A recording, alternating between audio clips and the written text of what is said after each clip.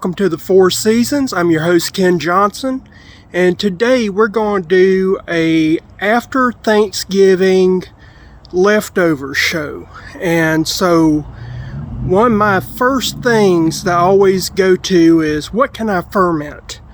And so I've got 2 cups of it's just after Thanksgiving, so I've got 2 cups of leftover cranberry sauce my sister made. It's awesome. And so I'm going to be making a Christmas wine, and it should be done in about 21 days. I've got let rest for about another week, and then it'll be ready just in time for Christmas. And so we're going to be using a little bit of Thanksgiving leftovers with the cranberry to make my country Christmas wine. So stick with us. Already I've got a pot that's gotten hot, and I've got 2 cups of my sister's cranberry sauce. And so that goes into the pot, and I think she just puts basically orange juice and a little bit of seasoning, but I'm just going to take this, and the next thing I'm going to add to it is a cup of brown sugar, a cup of regular sugar, and a tablespoon of ground mulling spices. Now the mulling spices that I'm using, I had some Chinese 5-spice blend that I liked, so I used a half tablespoon of that with a 1/4 tablespoon of allspice and a 1/4 tablespoon of Mexican cinnamon, because I really don't like cinnamon, but Mexican cinnamon is a little bit different, tastes really good. So that goes into this mixture, and then to that we're going to add in some orange juice and orange zest in just a moment. As you can see, I've just took my knife and I just cut off the peeling. I didn't even use a zester this time. Just trying to get this all incorporated, and also juice the 2 oranges. Now these are from my hometown, so these were grown in Milton, Florida, where I live.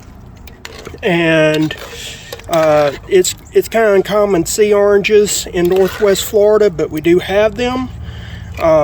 And so what I'm doing now, you can start smelling the mullein scents. I'm going to let this stir a little bit, and then I'm going to add some grape juice to this once it gets to temp.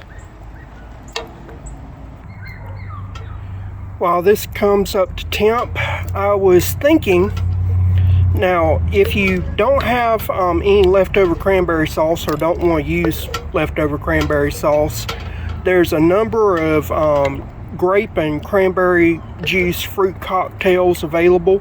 I even saw one in the store today that was tart cherry, cranberry, and grape. So you could definitely do that and forego a lot of this. You could even just toss in the orange juice if you wanted to forego some of this. I just want to bring it up to temp. If you wanted to add some other notes, you could even add rosemary. So we're still getting this up to temp, and once it gets nice and hot, we'll add the next step.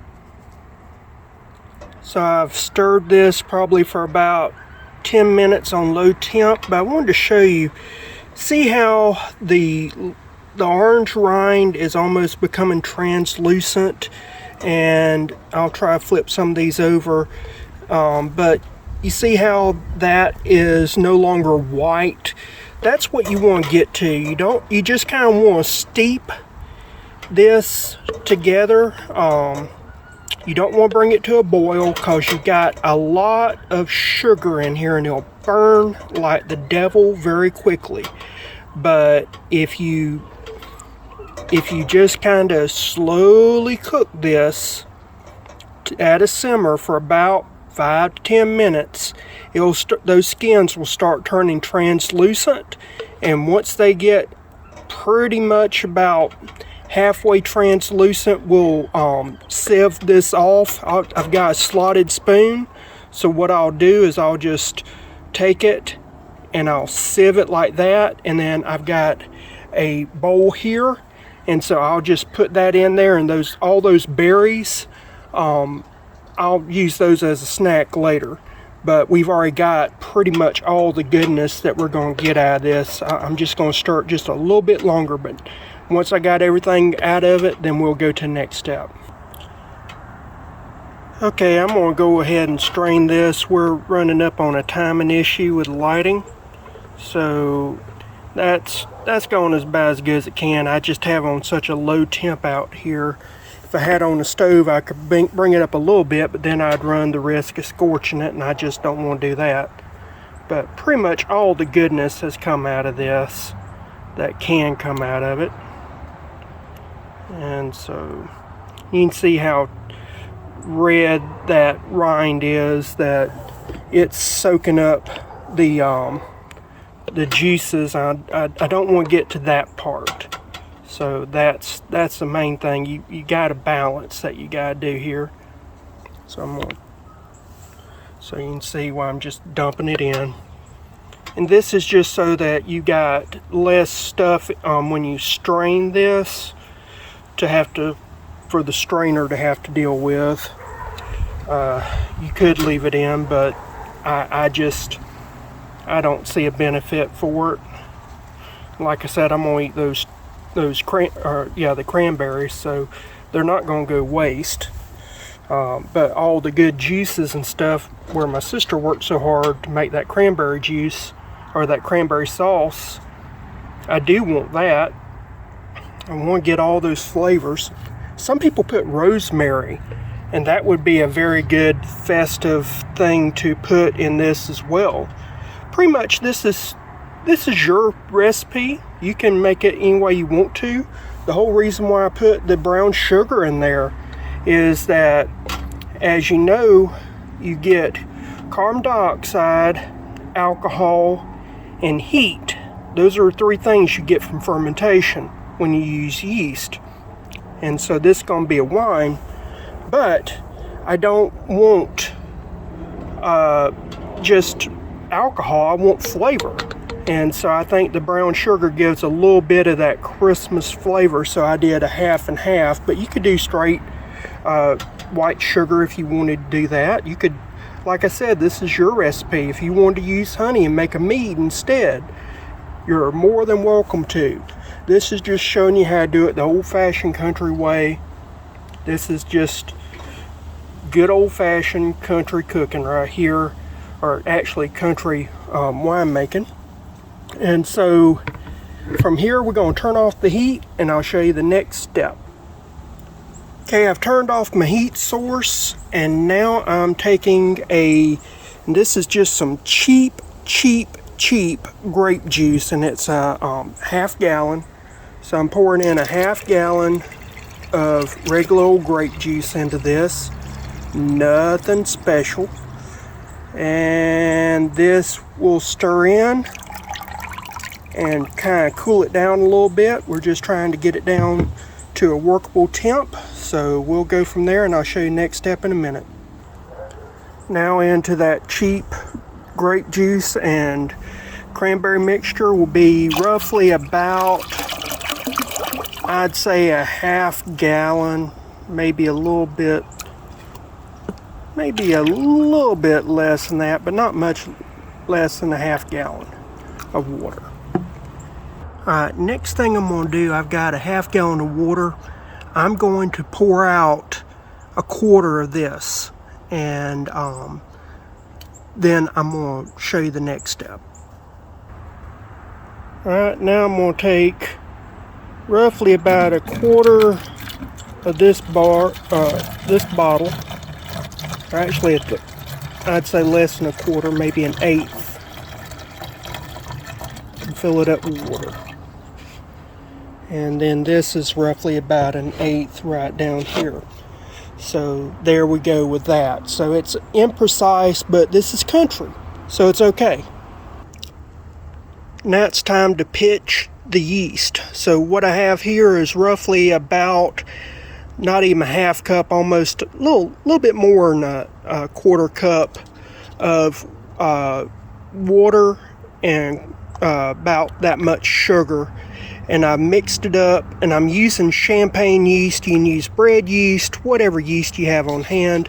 Again, this is country. You can do what you want, so if you want to buy fancy yeast, you can. I'm going to pour about 2/3 of this into the big jug, and the rest into the little jug.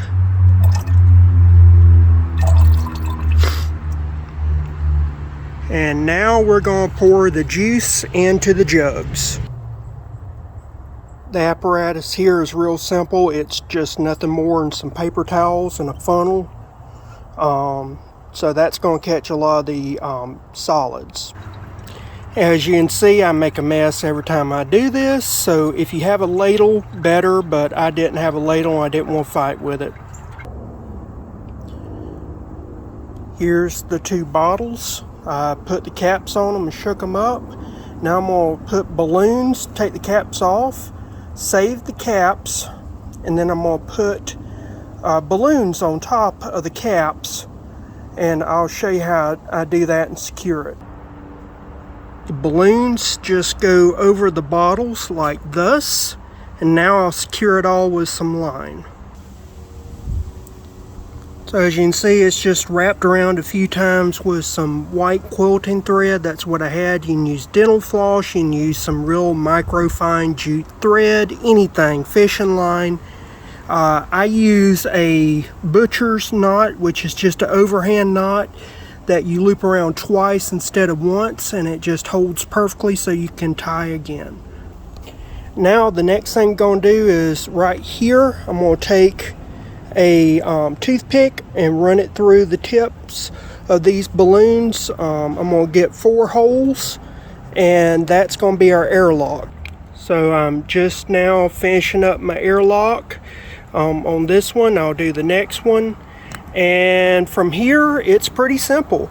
We'll just take this and we'll let it sit inside the house. 21 days is a generous amount of time to give. Really what will happen is this balloon will pop up and then it'll fall down. When it falls down, that's when you know that it's ready. When it's still up, you'll see it'll be all blown up, then it's fermenting. But when it's down like that, it's done. Thank you for watching part 1 of my wine tutorial. Part 2 will show when it's working, when it's not working, and then we'll do the racking process, and I'll explain that, and then we'll go to part 3. Thank you for watching. See you next time.